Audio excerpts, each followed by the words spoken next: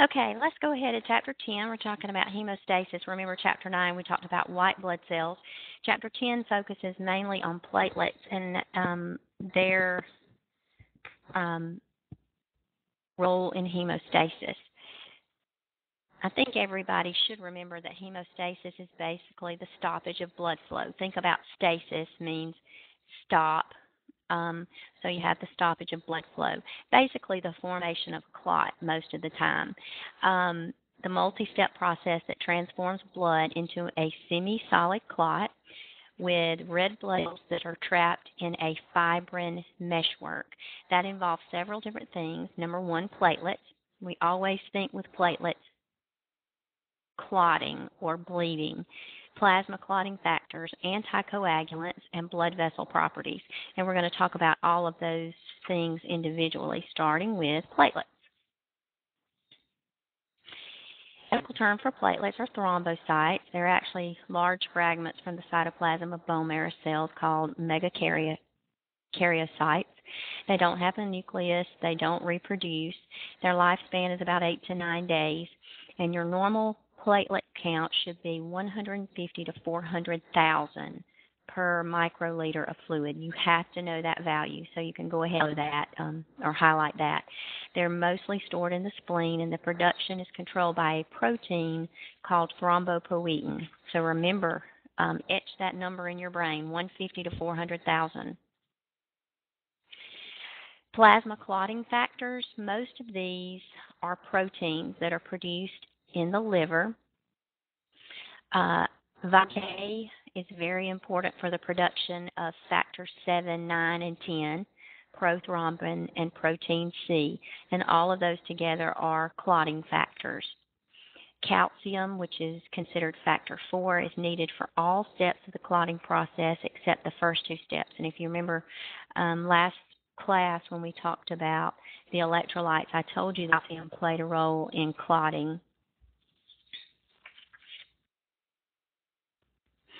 Now think about here what a coagulant is, or what does it mean to coagulate? To coagulate means to clot, basically. So if we have anticoagulate, then we're anti-clotting factors, basically.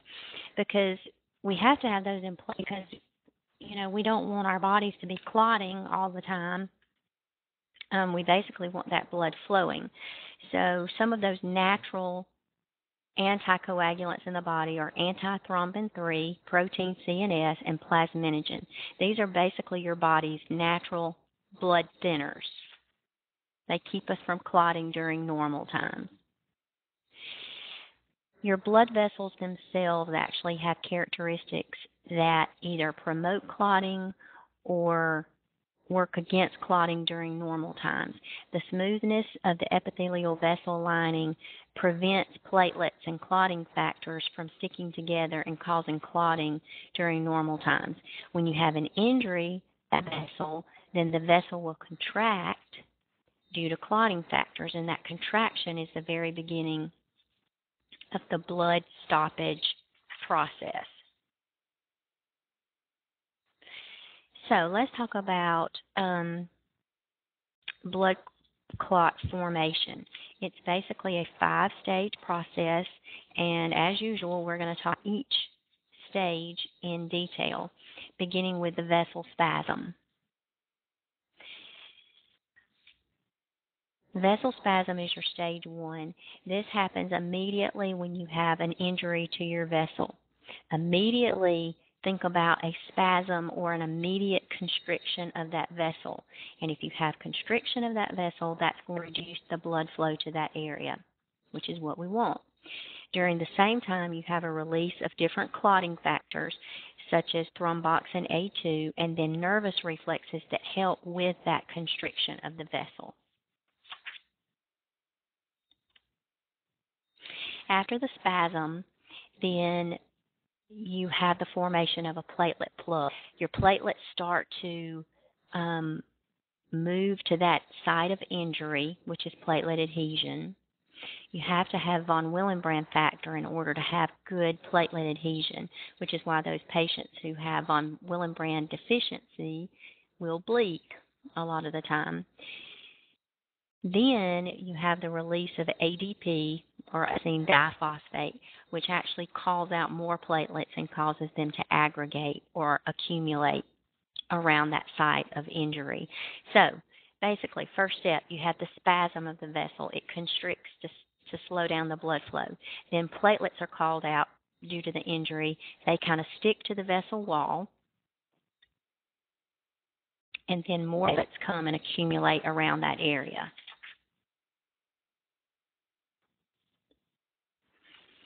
Next, you have your coagulation. During this stage, a fibrin clot forms through the activation of lots of different factors in the blood. It occurs in the intrinsic pathway in the circulation, which is initiated by factor 12, and the extrinsic pathway, which is activated by tissue factor, and that tissue factor is exposed when tissues are injured. Both of those pathways, the intrinsic and extrinsic pathways, lead to the activation of factor 10, then the conversion to prothrombin to thrombin, and the conversion of fibrinogen to fibrin, and it is that fibrin that actually holds the clot together. So we started with the vessel spasm, or the constriction, which slowed the blood flow. Then we had the platelet and platelet plug that formed. Next, we need an actual blood clot to form, and the way that happens is through the steps that I told you, but the main portion that I want you to remember is it's the conversion of prothrombin to thrombin and fibrinogen to fibrin, because it's that fibrin that actually holds that clot together.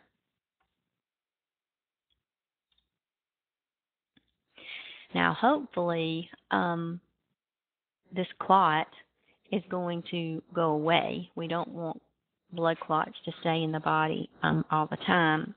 We want an area of injury to clot off, seal off, and then the clot to retract and dissolve and let us go on about their business. We know that that doesn't always happen. Clots will circulate throughout the body and cause us problems. But the next step, if we're normal in the normal phasing process of clotting, then we're going to move on to clot retraction. And basically in those platelets you have proteins actin and myosin, and those proteins start to contract. And the fibrin strands that was holding that clot together squeeze those platelets and squeeze the juice, I'll say, out of the clot and cause it to shrink. And if you've ever skinned your knee and you look down a couple of days later and you had that yellow stuff oozing out of the scab there, that's probably what was happening here. And then hopefully in the normal clot recovery process, you would have the last step of clot lysis. And anytime you have lysis on the end of the word, that means to dissolve or break away. So here in this step, plasminogen converts to plasmin, and that plasmin actually digests those fibrin strands that was holding the clot together, and the clot will actually dissolve.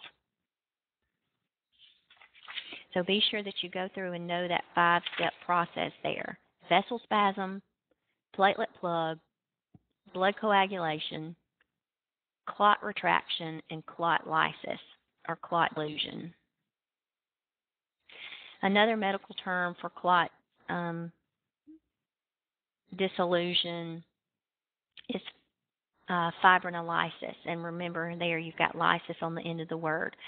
So this is a process where a clot dissolves, and you have to have plasminogen for the clot to dissolve. It's the plasminogen that gets rid of the fibrin that was holding the clot together. So we've talked about what's supposed to be normal, so let's talk about some problems that you can have, beginning with hypercoagulability. And remember, think about what coagulate means. All right, coagulate means to clot. So if I'm hypercoagulating, then I'm hyperclotting. So what can cause me to an increase in the ability to form clots or an increase in the thickness of my blood. Well, lots of things can cause that. Maybe you have increased platelet function, which means you could have thrombocytosis. You have too many platelets circulating in your body. And usually your count has to get up to about 1,000,000 for you to actually have what they call thrombocytosis, or an increase in your platelet count, enough to cause you problems with increased clotting. I've only seen that a couple of times in my practice. Very common for people to have clots who have coronary artery disease. Just think about if they have cholesterol plaques in their heart vessels, then your vessel automatically sees that cholesterol plaque as an injury.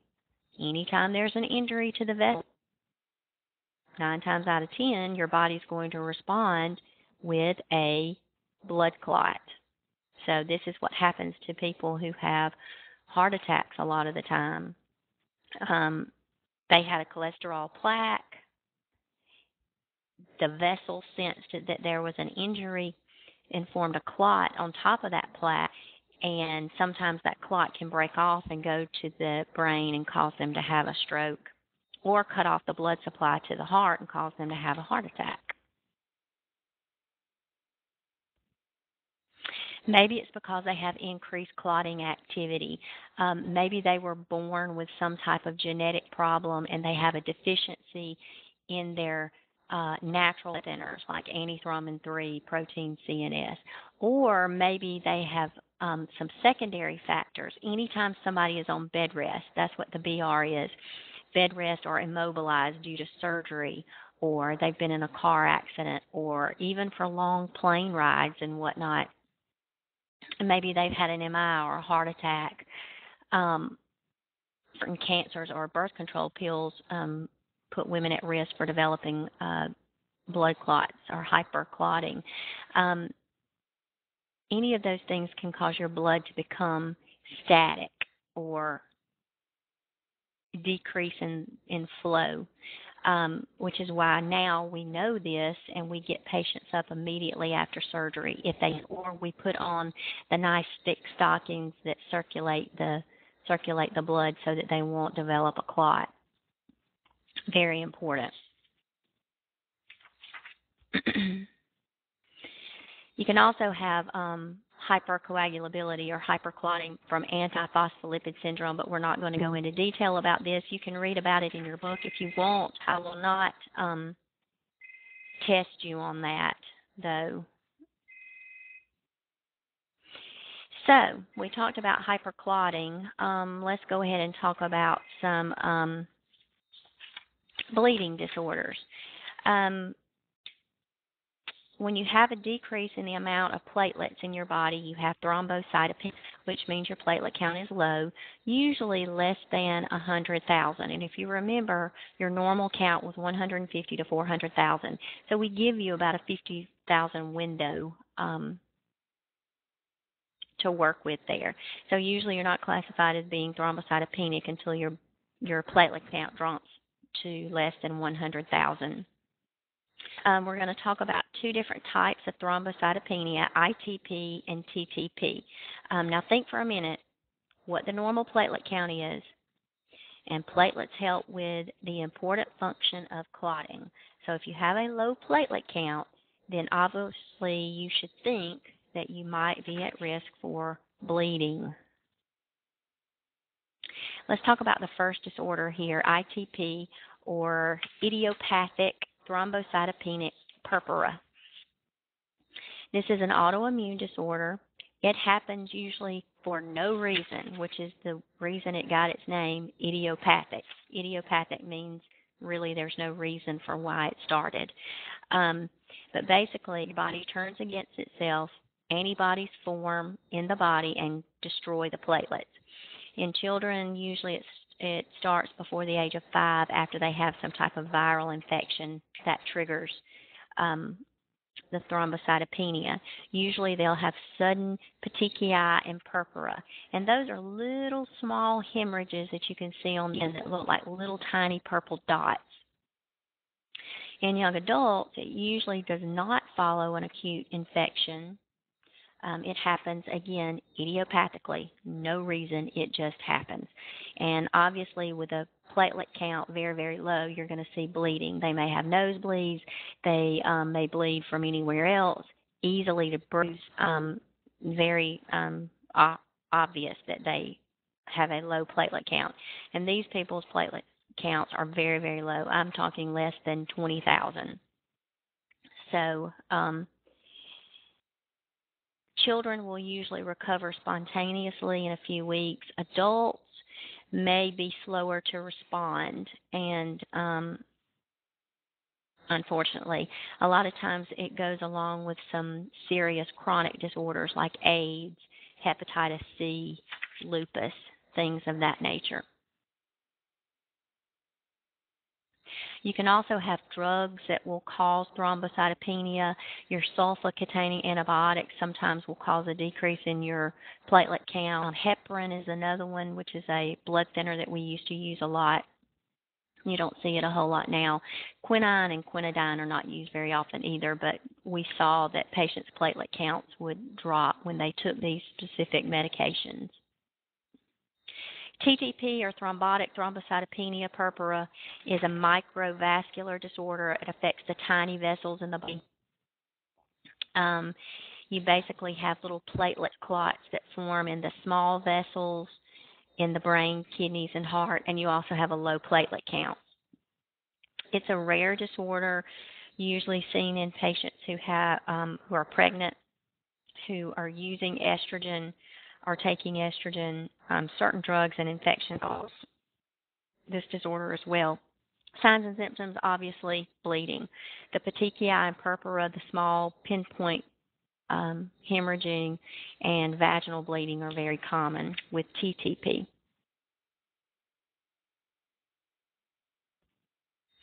More clotting defects. I want to talk about a couple of hereditary disorders, hemophilia A and von Willebrand. We're going to talk about each one individually. Hemophilia A, also referred to as your free bleeders, is an X-linked recessive disorder, affects primarily males. These people have a factor VIII deficiency, or there's a problem in their factor VIII gene. You can have mild, moderate, or severe cases depending on how mutated the gene is and how deficient they are in factor VIII.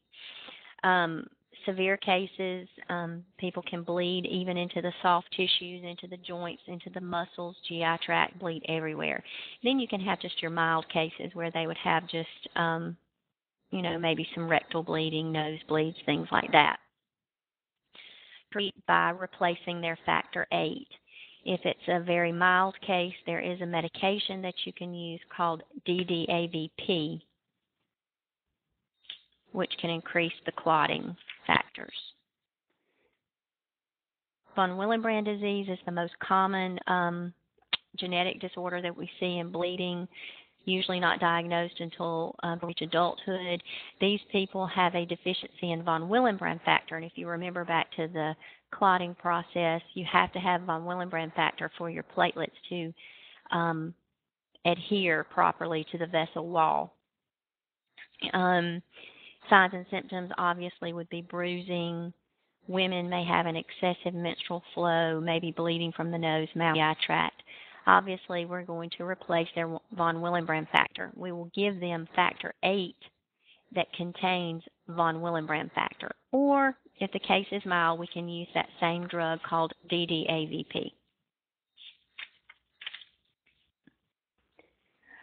The last disorder I want to talk about with clotting is called DIC, or disseminated intravascular coagulation. This is a very complex disorder.